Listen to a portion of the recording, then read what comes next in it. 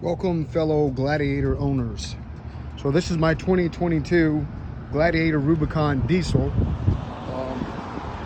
I went from the Mojave. Actually, before that I had a 2020 Gladiator Rubicon gas, and then I bought a 2022 Mojave gas, obviously, with the intent of putting a supercharger on it.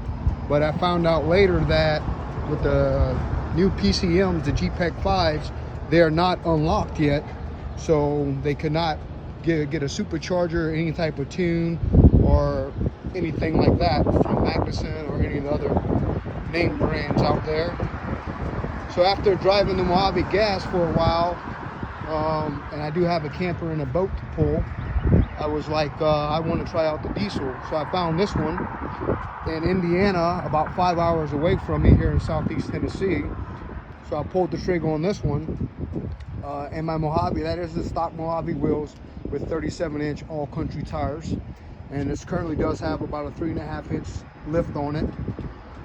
And the Mojave had a 2.5-inch lift, which is about the same because they're an inch higher than the stock Rubicons from the factory. So anyway, so driving to Indiana to pick this up with these tires and wheels, I averaged 15 miles to the gallon.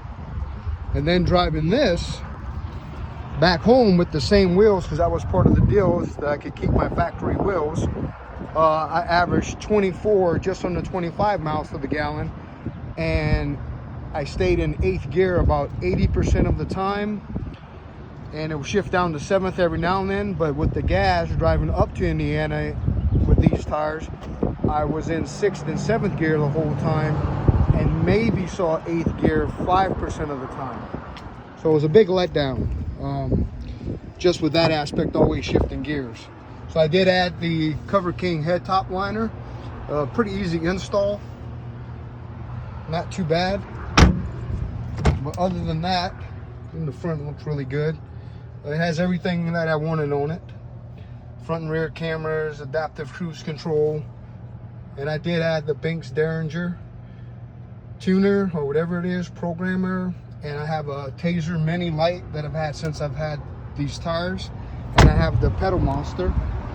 It's a super lift suspension, the aftermarket 2.5 Fox shocks with the, I think it's JKS ACOS front end adjusters, spacers. I have those in the front. I have super rock country rock sliders, the rear shocks. I have the rear ARB bumper, which is really nice with the parking sensors. I have a hard trifold cover and the front ARB bumper and the Badlands winch from Harbor Freight.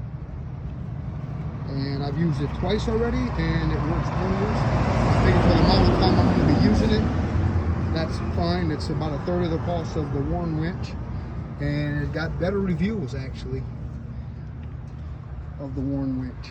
So anyway, so that's it for now. And there's the Banks. So I'll do a startup, and I will do a speed test here later. And as you can see, it takes about a second or two for it to power on, and that's my average miles per gallon is driving around the city. And I do use the Banks and the pedal monster, so that's out of 1,700 miles, 21 miles to the gallon. So that's pretty good, taking I live in the hills of Southeast Tennessee and I have 37-inch tires. So there you go.